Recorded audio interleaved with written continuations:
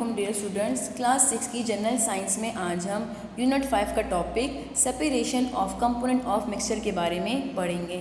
यानी कि आज हम पढ़ेंगे कि हम मिक्सचर को उनके कंपोनेंट में किस तरह सेपरेट कर सकते हैं।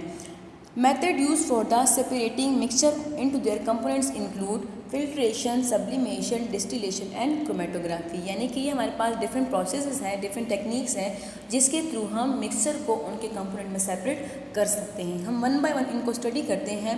सबसे पहले हम पढ़ते हैं फिल्ट्रेशन के बारे में। Filtration is a separation technique to separate insoluble solid component from liquid by the using filter medium. यानी कि फिल्ट्रेशन जो है ये एक ऐसा सेपरेशन टेक्निक है जिसमें हम इनसॉल्युबल सॉलिड को लिक्विड से सेपरेट कर सकते हैं by using filter medium such as filter paper. यानी कि फिल्टर पेपर के इस्तेमाल से हम सॉलिड को लिक्विड से सेपरेट कर सकते हैं। For example, chalk in water and soil in water can be separated by filtration medium.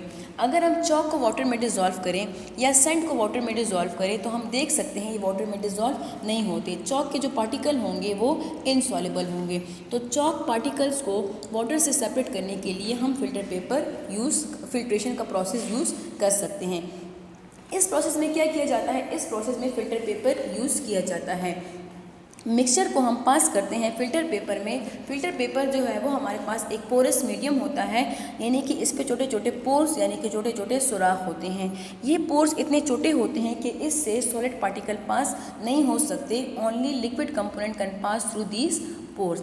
तो जब हम मिक्सचर को इस फिल्टर पेपर से पास करेंगे तो क्या होगा, जो इनसॉल्युबल सॉलिड पार्टिकल होंगे वो हमारे पास फिल्टर पेपर पे रह जाएंगे और इन सॉलिड पार्टिकल को जो फिल्टर पेपर पे रह जाते हैं इनको कहा जाता है रेजिड्यू।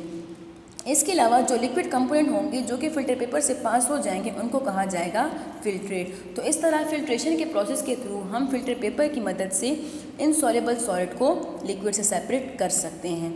नेक्स्ट जो हमारा सेपरेशन टेक्निक है वो है सब्लिमेशन। अब सब्लिमेशन का जो प्रोसेस है वो हम किस किस्म के मिक्सचर के लिए इस्तेमाल कर सकते हैं? सब्लिमेशन के प्रोसेस में हम सॉलिड को सॉलिड मिक्सचर से सेपरेट कर सकते हैं। इस प्रोसेस में क्या किया जाता है? During this process the solid impurities are converted into gas directly. यानी कि ऐसे सॉलिड जिनको हम सब्लिमेशन के थ्रू सेपरेट करते हैं उसमें क्या होता है कि जो सॉलिड स्टेट होता है वो डायरेक्टली गैसियस स्टेट में कन्वर्ट हो जाता है without passing into liquid state. It is the process in which solid substances when heated change directly into gases without passing through the liquid state। अब हम तमाम के तमाम सॉलिड को सब्लिमेशन के थ्रू सेपरेट नहीं कर सकते। सिर्फ उन सब्सटेंसेस को, उन सॉलिड सब्सटेंसेस को सब्लिमेशन के थ्रू सेपरेट कर सकते हैं जिनको जब हम हीट करें तो वो हीटिंग से डायरेक्टली गैस में कन्वर्ट हो जाए। जैसे कि आयोडीन, नेफ्थलीन और अमोनियम क्लोराइड है। अगर हम इन सब्सटेंसेस को हीट करेंगे तो हीटिंग के दौरान ये क्या होंगे, ये लिक्विड स्टेट में कन्वर्ट नहीं होंगे, डायरेक्टली गैसेस स्टेट में कन्वर्ट होंगे। तो आयोडीन, नेफ्थलीन और अमोनियम क्लोराइड को उसके मिक्सचर से सेपरेट करने के लिए हम सब्लिमेशन का प्रोसेस इस्तेमाल कर सकते हैं। सब्लिमेशन के प्रोसेस के लिए हम क्या करते हैं, हम चाइना डिश लेते हैं, उसमें हम मिक्सचर लेते हैं। फॉर एग्जांपल, हम अमोनियम क्लोराइड या फिर नेफ्थलीन और सेंट का मिक्सचर लेते हैं। इस मिक्सचर को हम इन्वर्टेड फनल से कवर करते हैं। साथ साथ इन्वर्टेड फनल का जो ओपन माउथ होगा उसको हम कॉटन से कवर कर लेंगे ताकि जो वेपर बने वो एवापोरेट ना हो। हम मिक्सर को हीट करेंगे। हीटिंग के दौरान क्या होगा कि जो अमोनियम क्लोराइड या नेफ्थलीन के जो कंपोनेंट होंगे वो डायरेक्टली वेपर में कन्वर्ट हो जाएंगे और वो सेपरेट हो जाएंगे सेंट से। तो जो सब्लिमेशन का प्रोसेस है ये हम सॉलिड सब्सटेंसेस को सॉलिड मिक्सचर से सेपरेट करने के लिए यूज़ करते हैं। डिस्टिलेशन का जो प्रोसेस है ये ज़्यादातर लिक्विड कंपोनेंट को मिक्सचर से सेपरेट करने के लिए इस्तेमाल किया जाता है। अब मिक्सचर पे डिपेंड करता है, मिक्सचर पे डिपेंड कि हम कौन सा सेपरेशन टेक्निक इस्तेमाल करते हैं। अगर हम सॉलिड को लिक्विड से सेपरेट करना चाहें तो हम फिल्ट्रेशन इस्तेमाल करेंगे। सॉलिड को सॉलिड से सेपरेट करना चाहें तो सब्लिमेशन। इसी तरह अगर हम लिक्विड को उसके मिक्सचर से सेपरेट करना चाहें तो हम डिस्टिलेशन का प्रोसेस यूज़ करेंगे। डिस्टिलेशन के प्रोसेस में क्या होता है हम उस कंपोनेंट को जिसका हम सेपरेट करना चाहें उसके बॉइलिंग पॉइंट तक हीट करते हैं। हीटिंग के दौरान क्या होता है, वो कंपोनेंट जो है वेपर्स में कन्वर्ट हो जाता है और वेपर्स में कन्वर्ट होने के बाद उसको हम पास करते हैं कंडेंसर के थ्रू। कंडेंसर में वो कंडेंस होकर प्योर लिक्विड में कन्वर्ट हो जाता है। फॉर एग्जांपल हमारे पास एक मिक्सचर है, अगर उस मिक्सचर से हम वाटर को सेपरेट करना चाहें तो हम डिस्टिलेशन का प्रोसेस यूज़ करेंगे। डिस्टिलेशन के प्रोसेस में क्या होता है, एक डिस्टिलेशन फ्लास्क होता है, साथ में बर्नर यूज़ करते हैं। डिस्टिलेशन फ्लास्क में हम थर्मामीटर को भी इंसर्ट करते हैं ताकि हम टेम्परेचर को नोट कर सकें। डिस्टिलेशन फ्लास्क को कंडेंसर के साथ कनेक्ट किया जाता है और इस कंडेंसर को फिर रिसीवर फ्लास्क से कनेक्ट किया जाता है। प्रोसेस के दौरान क्या होता है कि हम मिक्सर को डिस्टिलेशन फ्लास्क में लेते हैं और उसको हीट करते हैं।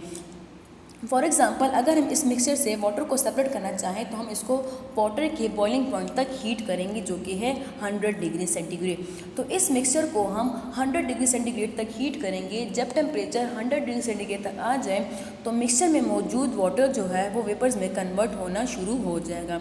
ये वेपर जो है कंडेंसर के थ्रू कंडेंसर के से पास होंगे। यहाँ पे कंडेंसर में ये कंडेंस होकर लिक्विड में कन्वर्ट हो जाएंगे और ये फिर आ जाएंगे रिसीविंग फ्लास्क में। अब यहाँ पे हमारे पास मिक्सचर मौजूद है जिसमें डिफरेंट कंपोनेंट मौजूद है और ये हमारे पास है प्योर लिक्विड। तो इस तरह से हम मिक्सचर से लिक्विड को सेपरेट कर सकते हैं बाय यूजिंग डिस्टिलेशन प्रोसेस।